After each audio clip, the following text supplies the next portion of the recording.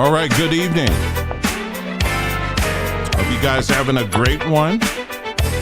Today is Monday, June the 2nd, 2025. I told you we're going to blink, and next thing you know, we're going to be in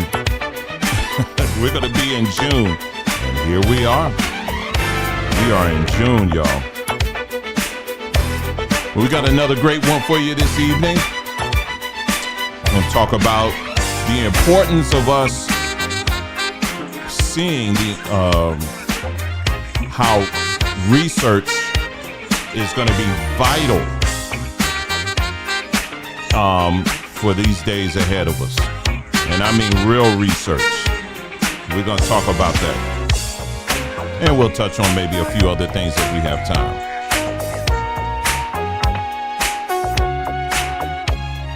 All right, but right now we're going to give people about another minute and change to get on over here and get your seat and all of that. And then we're going to get right into it. I'm just trying to bring some things over here. Oh, here it is. Just looking for a video.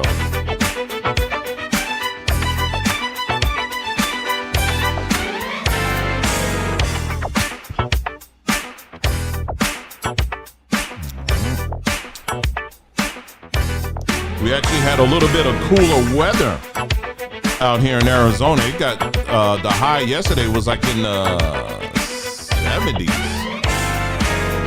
which was a shocker. And it rained most of the day yesterday, which was another shocker. But yeah, we usually don't. That was something. But we here, and it was a little bit warmer today. But it's okay. Right. This stuff over here.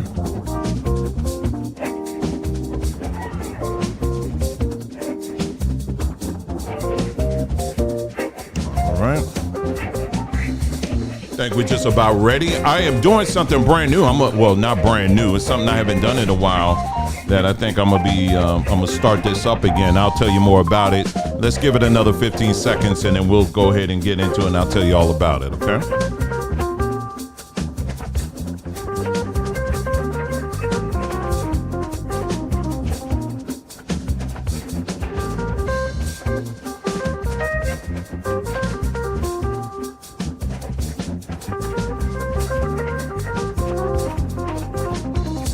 All right, we're going to go ahead and get started. Thank you again so much for tuning in to this broadcast, this live broadcast.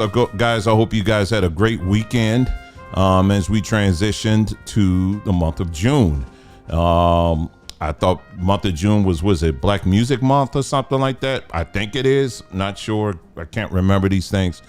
But I also know it's like supposed to be Pride Month and all of that. So, just like we've seen in past years, there's going to be this whole admixture, competition on whose month it is or whatever. Just enjoy June. Just get out there and just enjoy June and just lead the craziness to everybody else. Okay. How about we do that? Okay. How about we do that one?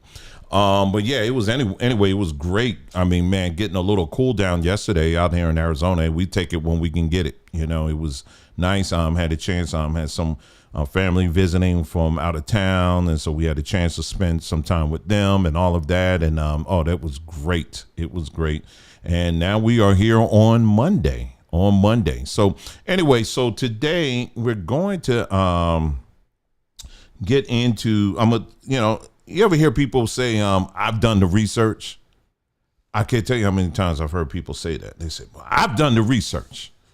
I'm glad you did, and you just assume that that's true, that people have done the research, that they did the research on stuff. But when you start listening to them and as they're talking, you realize, I don't think you really did. I don't know what you call research. Maybe it's just watching a few TikTok videos, maybe, but no, I don't know what that is, and it's going to be very important. Even though research it can be a broad term. So a research, let's be real. I mean, it could be maybe someone looking up a few videos, maybe depending on what you're looking up, maybe if it's something like how to fix your dryer, if you like, I remember not too long ago, there was something going on with our dryer.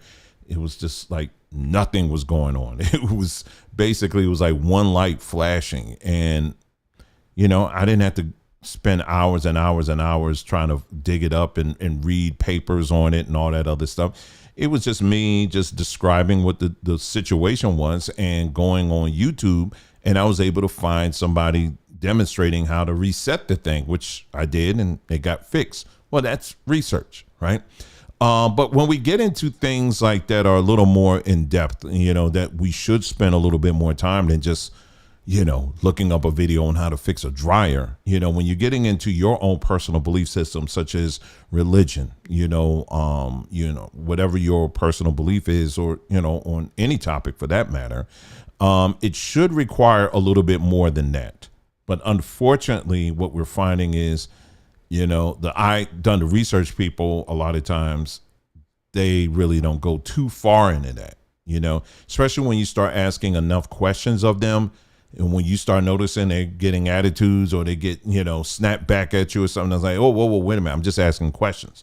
What they're really showing is, well, I really didn't do too much, and that's okay. You just got to admit to that, But in these days that we're in right now, and I'm going to give you some reasons why we need to really make sure that research is something that we all do and take very seriously.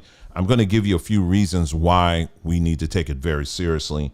We're going to talk about that. And then we're going to get into, that's going to be the main thing. That's going to be the main thing there. But first, as always, I'm going to make sure that you head on over, if you haven't done so already, going over to our store, which is Sabretreecom.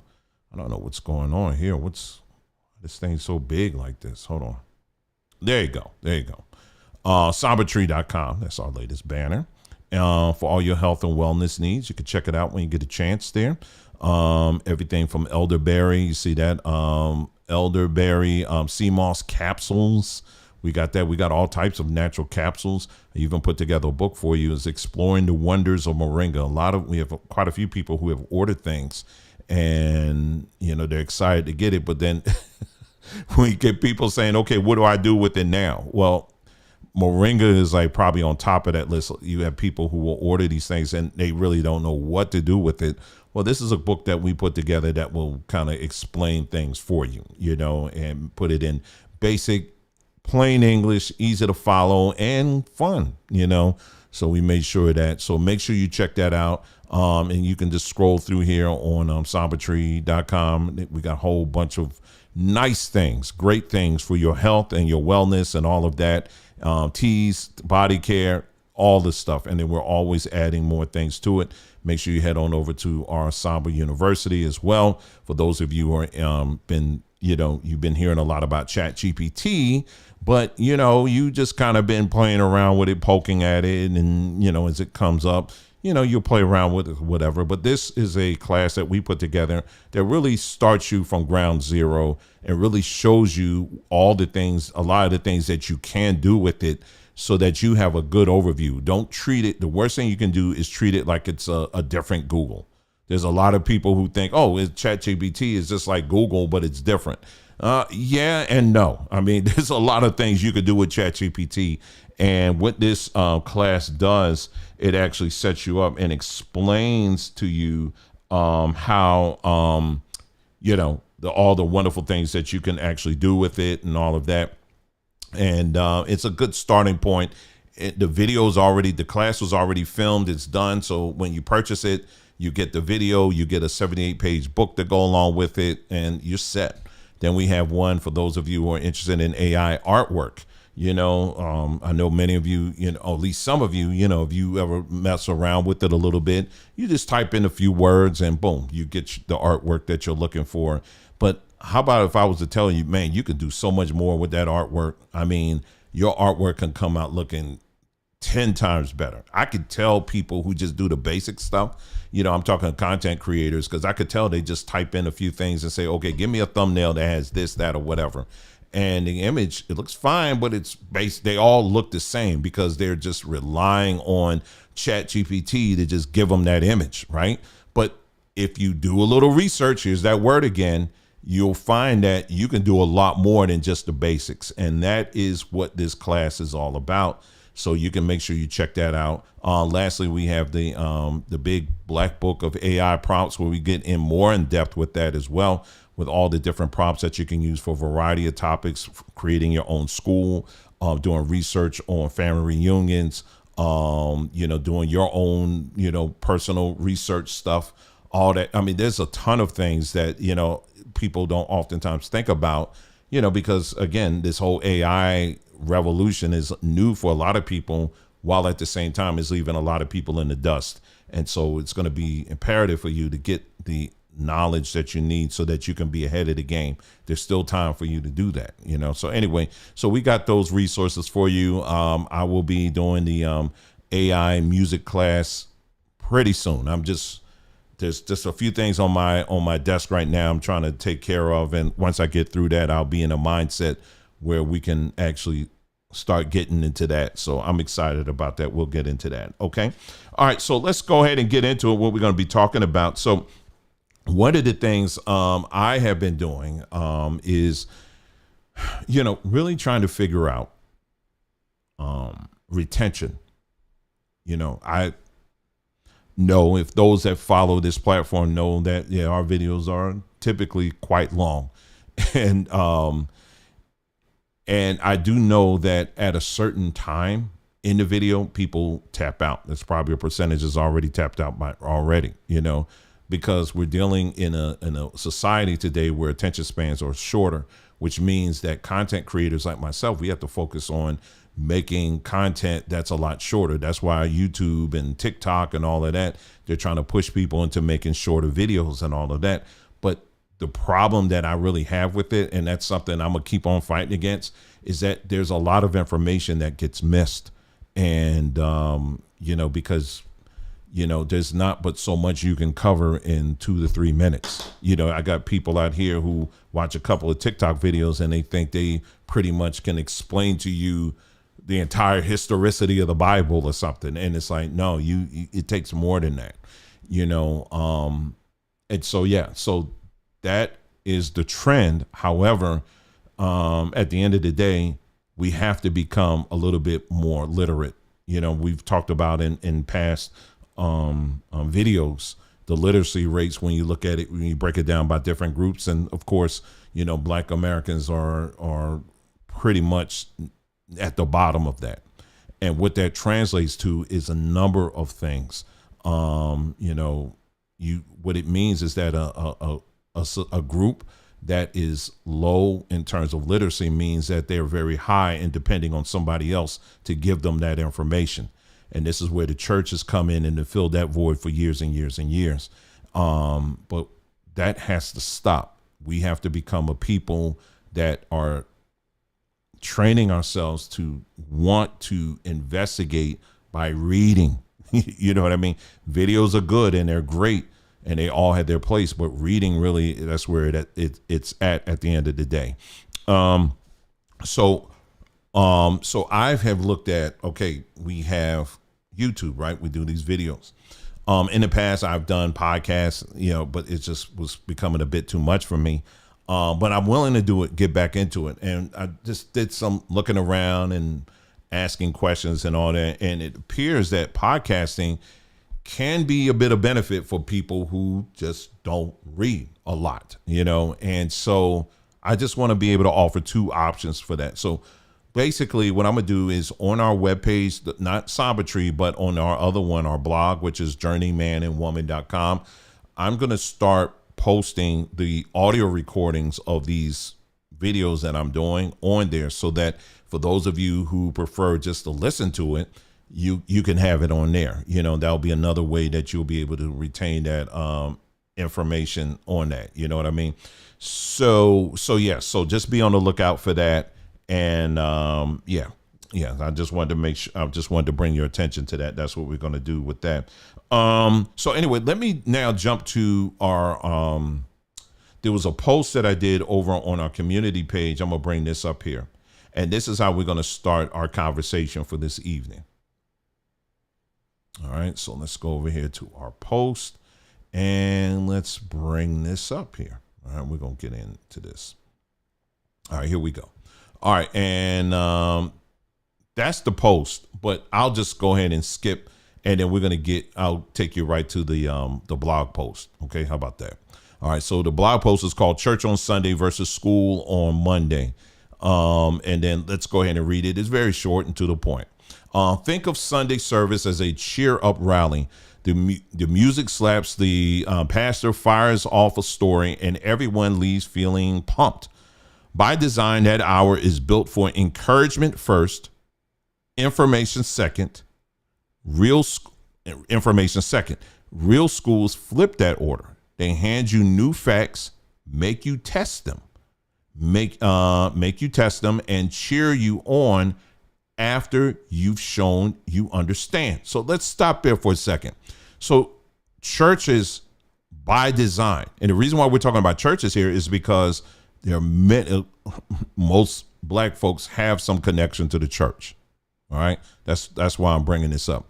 But churches, the way they are designed, they were never really like research centers. They never were that. Churches are basically there, particularly when you're looking at black churches, they are designed for encouragement. They're encouragement centers. They're places where you can network, and to get your, confirmation on your beliefs. If you notice in churches every week, they're just simply recycling the same stories over and over again. In any given year, they probably preach the Shadrach and Meshach and Abednego probably about 10 different times, but they just apply. What they do is they'll season it with stories about your bills and how your bills are going to go into the fire. But the fourth man is there to pay your bill, or it's, David and, Goliath or whatever. And it's the same stories just over and over again. Right. Which, okay, that's fine. That's your thing. That's it. But they're not designed for that. All right. And they're not designed to go beyond that. They're really confirmation bias centers, quite honestly. Okay. But again, if that's your choice, that's what you want to do, that's fine. But we can't mix that up with actual research. And I'll continue on what I mean by that. Why most sermons slip right out of your brain. And now we're talking about sermons and the effectiveness of it. Scientists have measured how quickly we forget lectures. The short version. After the talk ends, an hour later, 50% are already gone. 50%. So all that hemming and all that dramatic and the rising of the voice and the falling of the voice and can I touch three people and touch five people, all that, right? All of the dramatics and everything, the crying and the dancing and the shouting and the decreeing and the declaring and all of that, right? After all of that, what they have found is that an hour, just 1 hour later, 50% of what was preached is already forgotten. Ain't that something? And then 24 hours later, only 5% still sticks if the talk was a one-way lecture. And then, there's a link there. You could check that out. So only 5% remembers 24 hours later. Now, let me ask you something. A preacher gets up there and they just lay it in, man. They just pouring it in.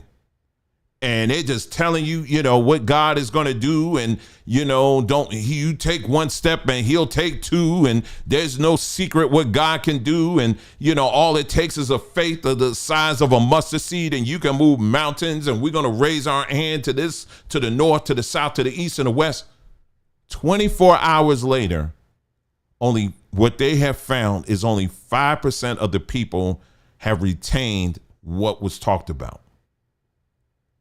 So all of that promise that was discussed and decreed on the day before, only 5% of the people even remember it. So what does that mean for the rest of the week? Nothing. But it also says a lot about the role of a pastor or preachers, right? They are trained to keep the party going, to keep this system going. They're not trained to encourage you to do your own research, even though they will tell you that. But that's not what they do. Because quite honestly, for someone like myself that's been in churches for many years, it's only when you as an individual begin to start doing your own research, that's when you start getting in trouble, don't you? Because when you start doing your own research, you begin to start doing what? You start asking questions. You know, the text that was given to you, the Bible, all of a sudden now you're going to start saying, wait a minute now, this ain't really adding up, Pastor. Now, I know last week you preached this, but I'm looking at this and I'm studying this more, and it ain't adding up what you're saying. In fact, what you said was going to happen didn't happen. Now what? What typically happens after that for those of you who have experience in that? Well, typically you'll get a call, or maybe you get a knock, or you may get a sermon that's customized where they're talking about you, but they ain't talking about you. You know what I'm talking about. And they'll bring, and basically give you a stiff warning. There's a spirit of rebellion in the house, and, God had to deal with rebels. The Bible says rebellion is a sin as unto witchcraft and all of that. You'll start getting all of that. Why? Because you are questioning the pastor. So pastors, by design, they are not trained to do any research. In fact, when they do any research, it's to confirm the general belief system. That's it. It's not to challenge the belief system. It's to affirm it, to reaffirm it, to uphold it. That's the whole point of a pastor at the end of the day. They're not giving you anything new. And I'm sure that they not, say, well, you never met my pastor. He's nice and kind and sweet and tender and loving and all that. Okay, good. I'm sure he's all of those things. But his role is not to get you to go beyond him. That's his role. He's the shepherd. You're the sheep. That is not an environment that is conducive for any kind of real research at all to take place. And this is all leading somewhere. All right. So anyway, the literacy speed bump. Oh, okay. Let me go back here. Historically black churches, and this is not just black churches, by the way, but since that's what we're talking about, that's what we're focused on. All right. That's what we're focused on for this conversation. All right. Here we go. Historically black churches run some of the longest sermons in the U.S., a median of 54 minutes. And this is according to Pew Research. But long monologues don't beat the forgetting curve. They don't. The literacy speed bump. Learning tough stuff, genetics, voting laws, economics get harder when reading skills are low.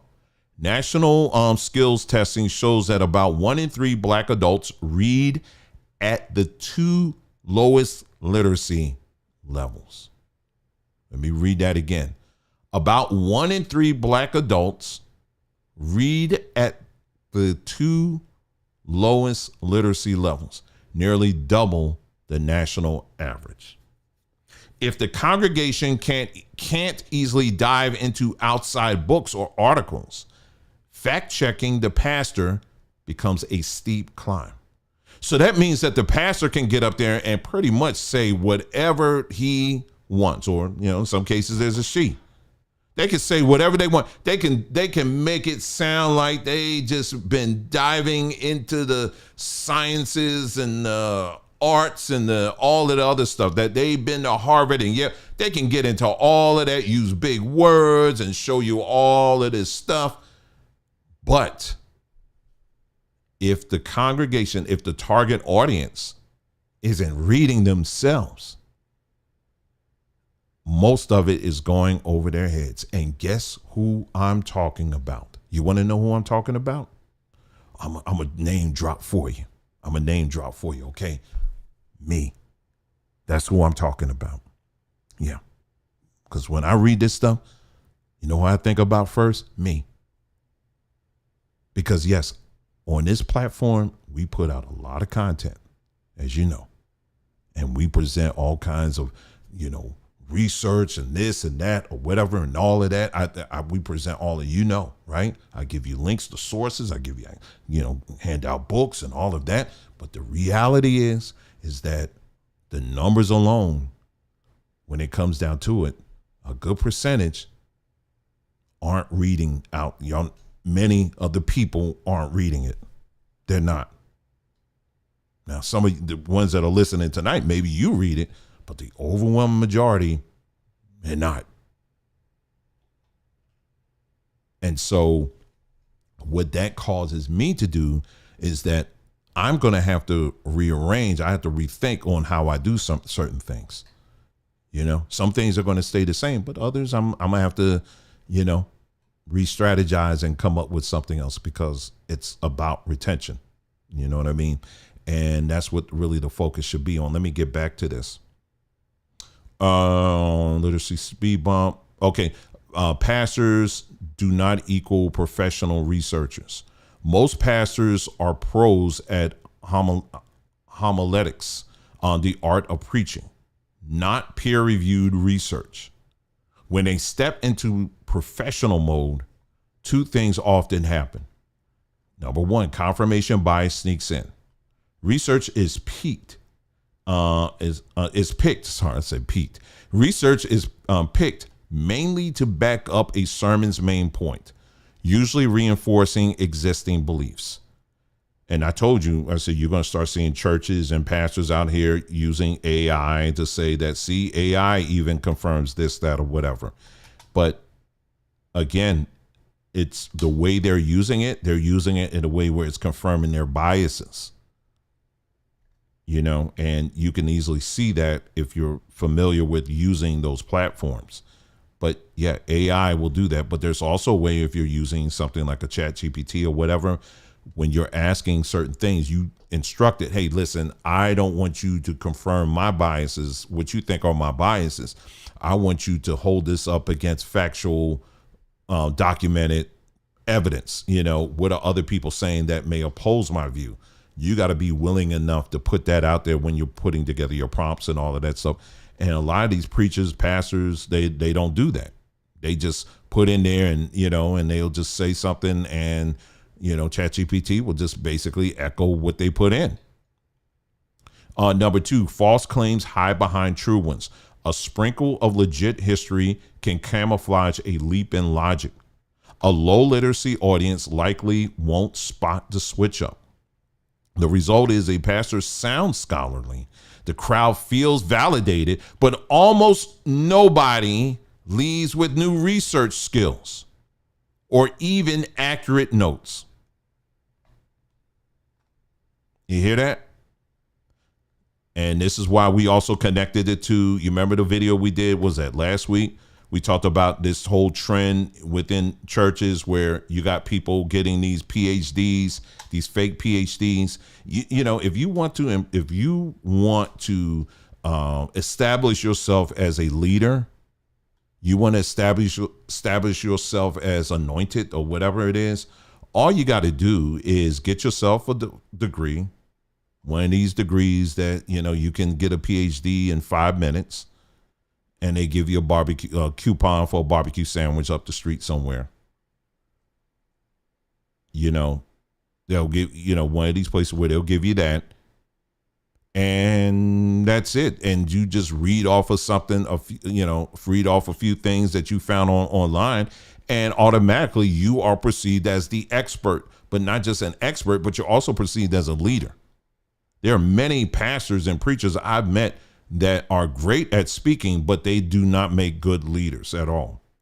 And unfortunately, what we call the black community is filled with people that are just like this. They have knowledge, but they do not make great leaders. They don't. Because the people that are following, oftentimes, they don't ask questions, or they're made to feel like you better not ask a question.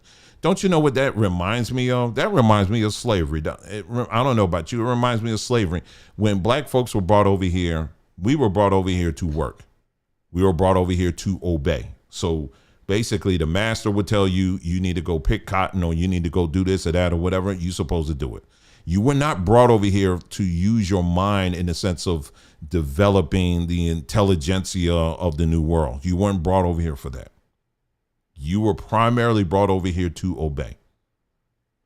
But then secondary, they did need our other skill sets, such as in metalworking, crops, growing crops and stuff like that. We were not dummies when we came over here. Let me make that very clear. Black folks that were brought over here, we were not dummies. We were architects. We were building buildings, those plantation houses that people are up here, talking about. Oh, Lord, you see what the Lord is doing. Judgment is coming. Oh, look at what God is doing. But these fools don't realize who built those homes.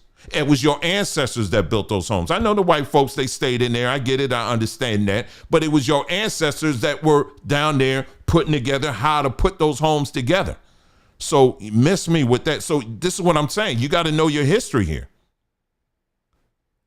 A lot of these plantation homes, when you go through them and all, it wasn't white people building that. A lot of these plantation homes, they were built by black folks who had an understanding on how to build these things. And then they get burned down. And what folks today, oh, it's a sign of judgment. It's all coming down. You don't do your research. You understand what I'm saying? But this is true. Same thing with crops and all of that stuff. We were growing all of that stuff. We were growing all those things there. When we talk about black eyed peas and rice, and I mean, there's a whole bunch of things we can go down. Things that were brought from Africa, they didn't know what to do with it. But they knew. I'm talking about white folks. They didn't know what to do with it. They just knew, man, listen, we're going to get some slaves and let's get some of them watermelon too. Let's get some of them black eyed peas. Let's get some of this. Let's get some of that. They were grabbing all of that stuff. When you read the accounts of these slave ships, it wasn't just slaves on these ships. They had other things. There were crops, there were seeds and stuff that were bringing over here as well. They were bringing all of these things over because they like what they like. And they wanted to see if they can grow it over here. When you look down all on the southeastern coastline, and even down in Louisiana and all that, where they were growing rice and all of that, they had to get slaves that were or Africans that lived along the coastlines in Western Africa who specialized in growing those types of crops. They were getting them. They got them and said, listen, y'all stay here and help us grow these crops because we don't know what the heck we're doing. You know what I'm saying? But this is your history. So anyway, let me get back to this. Let's see. School style research looks different. Real scholars and accredited institutions publish work that people can question, replicate, and even prove wrong. Good research invites you to check the data tables yourself, read the footnotes, compare with other studies. That is the exact opposite of just take my word for it because I'm the pastor. How many times have we questioned people even on this platform? And the reaction was, I'm going to try to tear you down.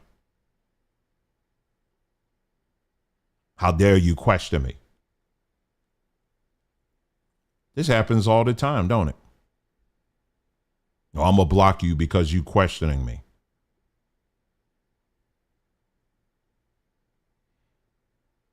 This happens all the time. Anyway, let's go. How to build your own research muscles. And these are just some basic tips here. Ask, where did that fact come from? If no source is given, treat it like an internet rumor. Number 2, read summaries first. Websites and then there's some websites that are listed here that can help you. And it ain't no shame in doing, and starting from a teen level. There's no shame in that.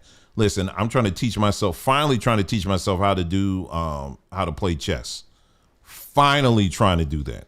And so I got an app and they said, okay, we're going to teach you how to play chess. But the way they were teaching it, I'm like, I don't know what y'all talking about. So I had to get the one, it's designed for children.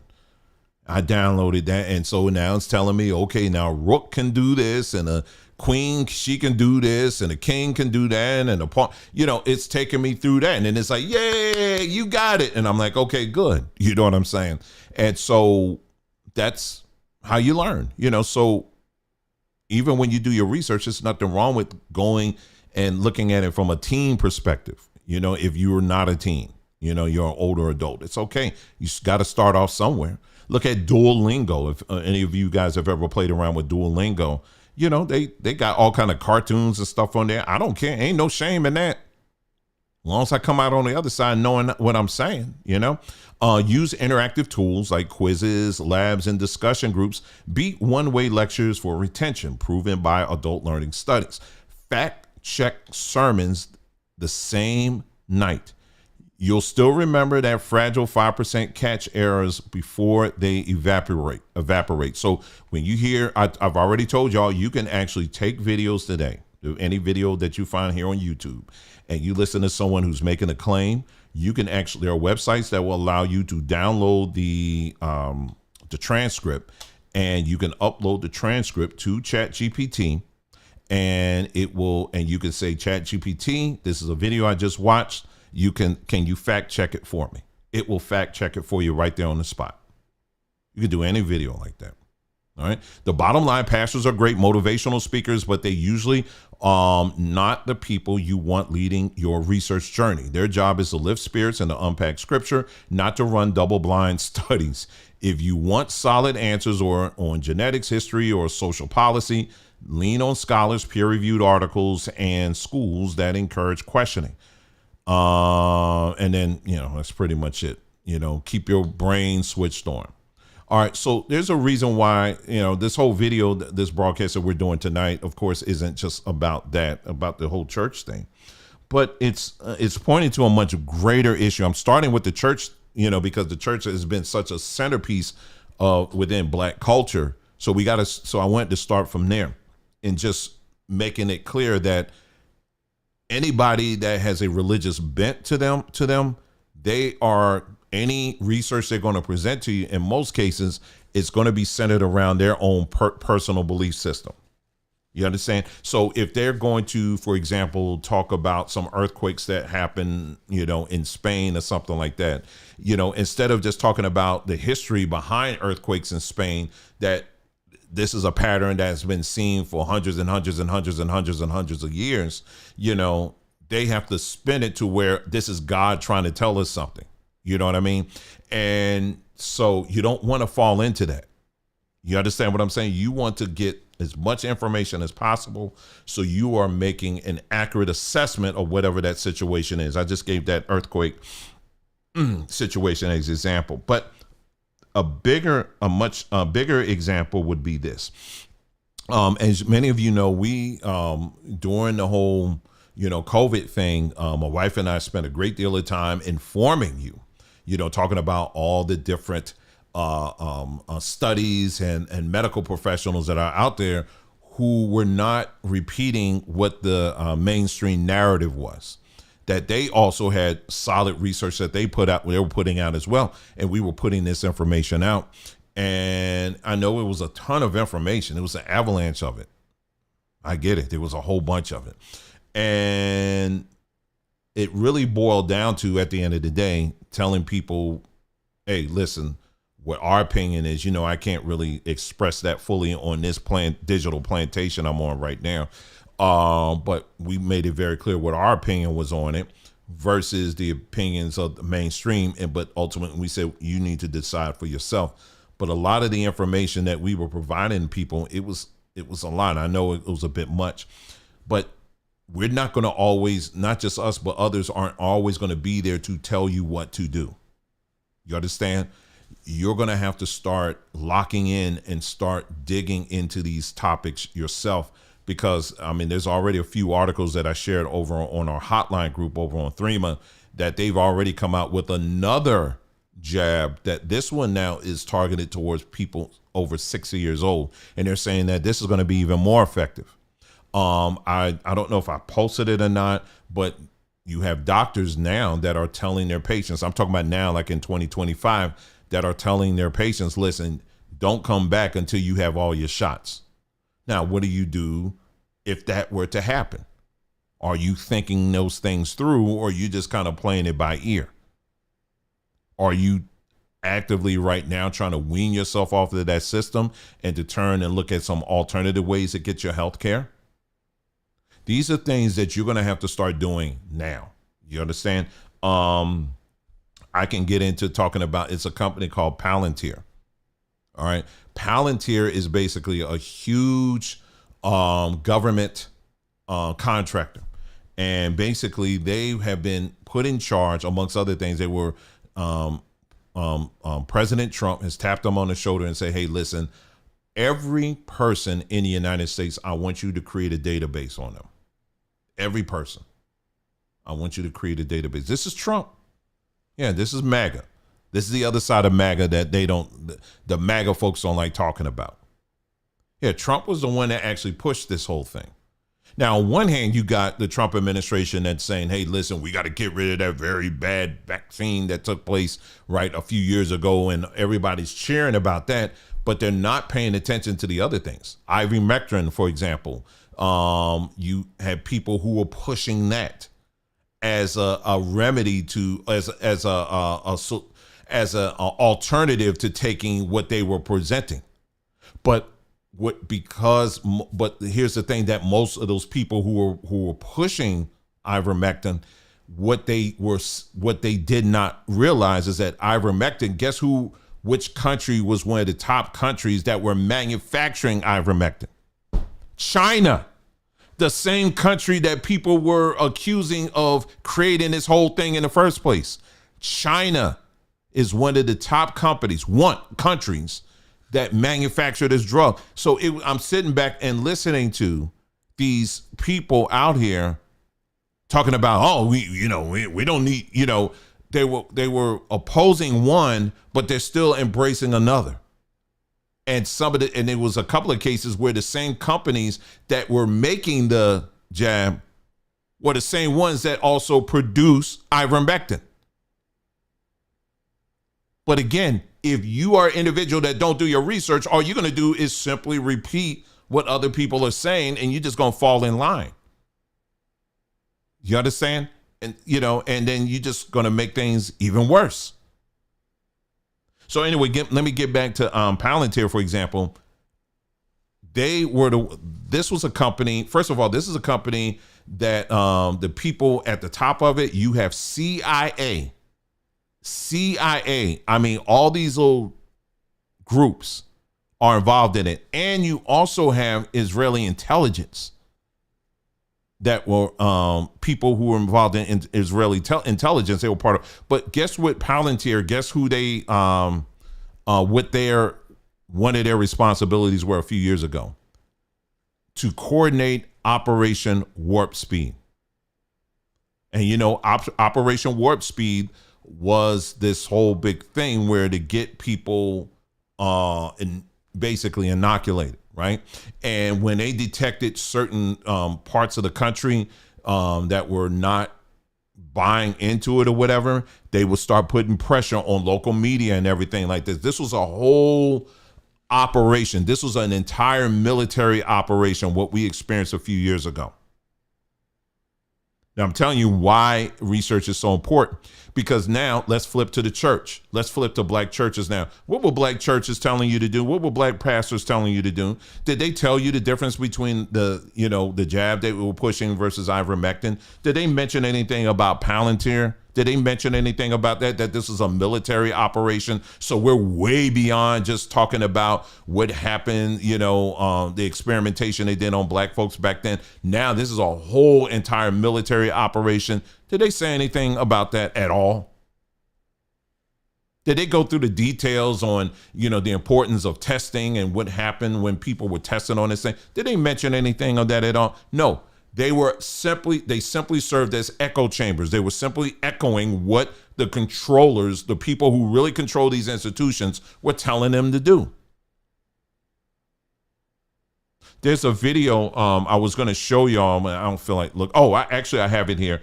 I'm gonna turn the volume down on it, but I'll just this was a New Birth. Missionary Baptist Church, they're still on this whole, we're going to protest DEI, or rather we're going to protest Target for not supporting DEI. I'm going to turn the volume down, but I'm just going to have you take a look, okay? So it's going to be silent, okay? So let's just take a quick look at this video right quick. In cold blood by a policing system. One person got convicted, but it's a system that created kind of culture and climate where George Floyd and so many others get killed unarmed because of their skin. Ice Cube said our sin is our skin, but also Nas said my African skin gave me the passion to win. So today, a few hundred of us came out to Target down the street from Friendship West.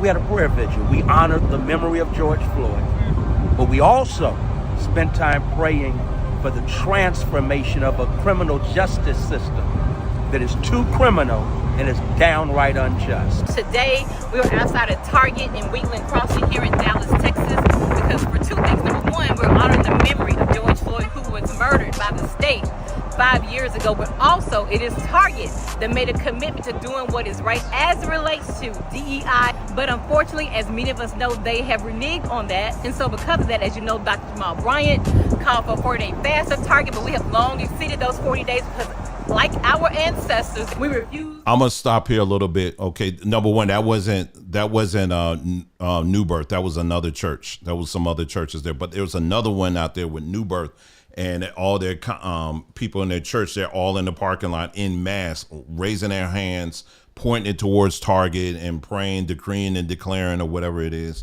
And they doing all this stuff against DEI. Again, this is a great example again of what happens when you're not doing basic research. Number one, Black Enterprise. Okay, Black Enterprise, that's a black magazine. Black Enterprise is a black magazine. It's been around for many, many years. They published a paper where they were quoting another study that was done where it showed that black people only benefit from DEI at a rate of 4%. 4% of black people, according to their study, this is Black Enterprise reposting this, what they found, 4% of black people benefited from DEI. That means 96% of DEI people who are benefiting from are people who are primarily are not black. So why are all these Negroes out here protesting against Target when it's only 4% of black people who are really benefiting from this? This is in Black Enterprise magazine. I mean, so what it shows is their lack of people who are willing to take 2 minutes and do a search to find that out. Instead, they want to depend on their pastor to tell them what to do. This is a great example of that. So who's the people who are mostly benefiting from DEI? It's LGBTQ. And this movement, by the way, yeah, even though Jamal Bryant's face is in the front of this movement, he really isn't the leader of it. We did a video on it. You got to go back. It wasn't Jamal Bryant that actually came up with this. It wasn't Al Sharpton, because Al Sharpton was like pumping this up too. It wasn't even Al Sharpton. It was actually a Jewish man. A Jewish man came up with this whole movement, and he called it, he used symbolism, you know, like the Black Power fist and all of that. He created like just the basics of it. And then he put the calls into the Al Sharptons and to Jamal Bryant's or whatever and said, y'all run with it. This was black folks did not come up with this movement. This is a Jewish person. Now, the reason why it's important to bring up that, again, this is where research is important. The reason why this is important and why it is important to identify that this person was in fact a Jewish man, and we've talked about it. You just go back in the videos that I did on that. The reason why it's important to bring that up is because when you study Judaism, which we've done, Judaism teaches that there are at least between 6 to 9 different genders of God. That's what they teach. It's right in their Talmud. They believe that there are 6 to 9 different genders. This is according to their own writings. That's what they teach. So this whole agenda, when you look at a lot of the leaders of the LGBTQ movement, you're going to find a lot of them. So what they did was them folks, the rainbow people, basically come up with these movements, and then they'll hand them over to black folks and say, you take it. And the main people who are pushing these movements And I'm talking about, when I say movements in this sense, I'm talking LGBTQ movements. It's black women. Black women are the ones that are pushing these movements. I got several videos I can tell you of black women who are politicians, who are public speakers, whatever, that are heavily pushing this agenda. Did you see that video? It was Jamal Bryant. He was he was on a podcast with somebody, another man, and the man just happened to have he's a football player. I can't think of his name right now. He happened to have his legs crossed or something like that. He was wearing shorts, and he said, you got some pretty legs. He said this. Let me see if I can find that for you. Jamal Bryant said this. Jamal Bryant, let me do a search for it. Jamal Bryant. Legs. All right, let me see if I can find it, great. If not, I don't care. Oh yeah, this is it right here. This is it right here. I'm gonna pull it up for you. This is Jamal Bryant saying this.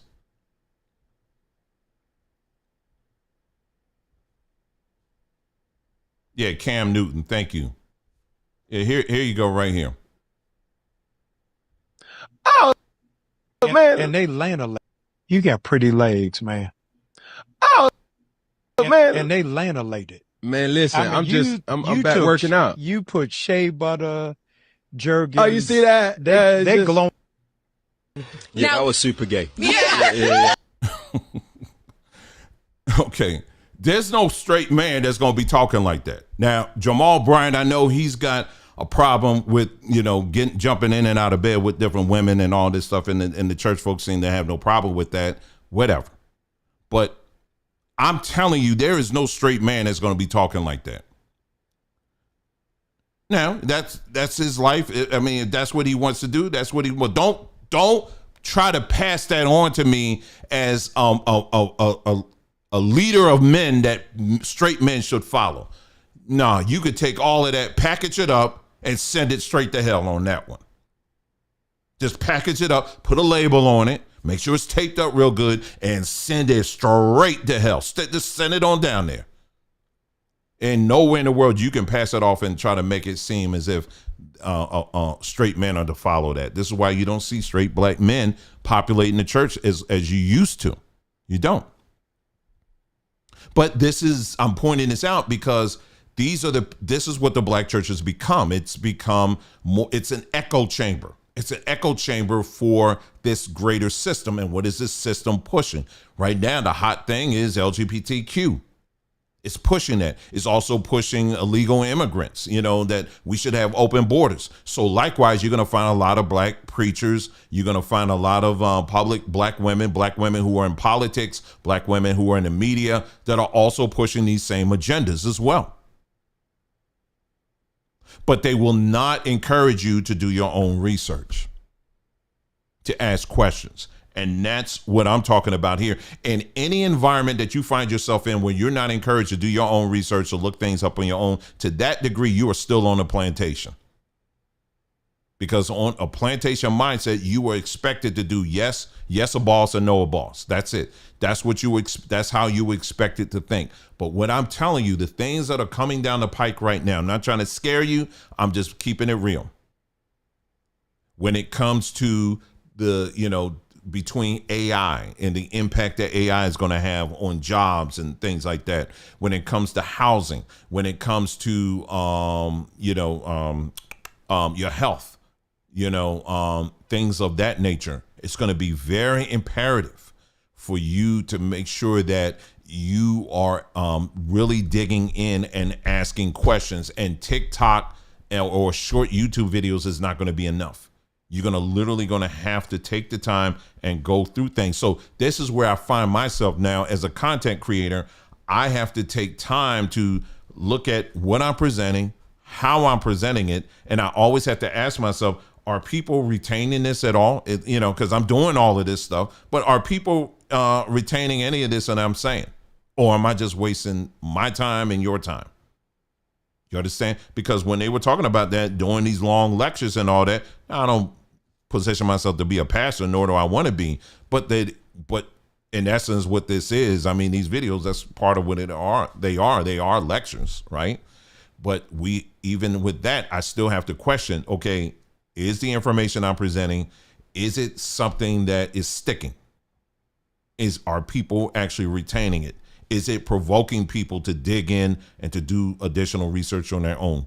And as a business owner, it's the same thing. I have to think on how do you present these different products in such a way where you're not just telling people just to buy it and that's it, but you want people to be fully educated and understand what they're buying, why they're buying it, and how it's going to benefit them. Because believe it or not, we got people who they don't know. They'll just get it. You understand what I'm saying? And we don't want that. The sale is great, but it's more than that. We want people to know why they're getting these things and the benefit it is. This is why we've been spending a great deal of time talking about the brain and the different functions of the brain and all of that, and going through all of those steps so that you know just how important it is. Reading, for example, reading is very important in what it does for your brain. It does wonders for your brain. And also listening. So, many of you have access to these different podcast platforms. Take some time, go through some of these podcast platforms and find some podcasts that you think will be of interest, and because when you're listening, sometimes watching is not enough, right? I mean, watching can be over censoring. It can just overwhelm your sensory, stuff here, right?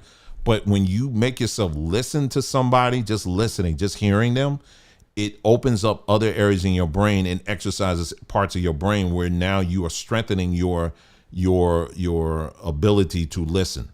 You know what I'm saying? And that's what we want to do, because we want to become great listeners, but we also want to become great readers too, and that leads to great writers and designers, right? That's what we need in this day and hour right now. So I'm trying to see if there was anything else here.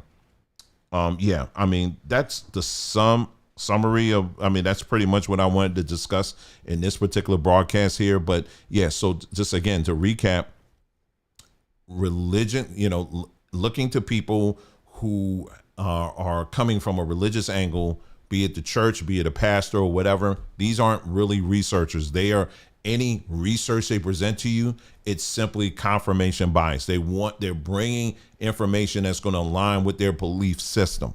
You don't want to follow that, because that's not real research. What you want is information that is going to be holistic, that's looking at everything, so that you got as much information as possible so you can make better informed decisions, regardless, if it's dealing with your own personal belief system, if it's making the decision when it comes to your health or whatever it is. You want to get as many, you want to hear different viewpoints on that so that you can make a more informed decision. Black folks, unfortunately, we have been groomed to respond and to react on things based on just emotion. All you have to do is look at, we're the ones that are always protesting and not getting any results. Gee, I wonder why we're not getting any results, because we think that just emoting is going to turn certain dials in Washington, D.C. Emoting is just a show. That's all we know. A lot of black folks, that's all we know to do is to simply emote. We're going to boycott. What's your answer to businesses that won't serve you? I'm going to boycott.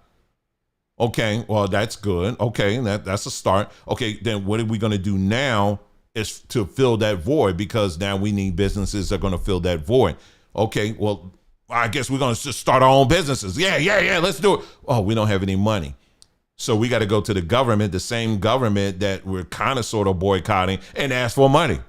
Please, sir, can you give us some money? Okay, here's some money. So then we build a business. We build businesses, but then you got the whole stuff going on with black businesses versus black customers and all of that. So you got all of that you got to sort out too as well. So again, when you're not allowing yourself to think things through, you'll just repeat things over and over again. All right. My encouragement to you is this: step back. You may need to cut some things away, things that you're taking in, and begin to immerse yourself in things that's going to challenge your brain to start thinking, thinking things all the way through, and to really delve into real research, whatever it is that you're interested in. Challenge yourself. All right. And so that's really the extent of what I want to talk about in this broadcast. That's all I have for you today, y'all. Thank you so much for tuning in for this broadcast. You guys take care, and I'll see you the next time.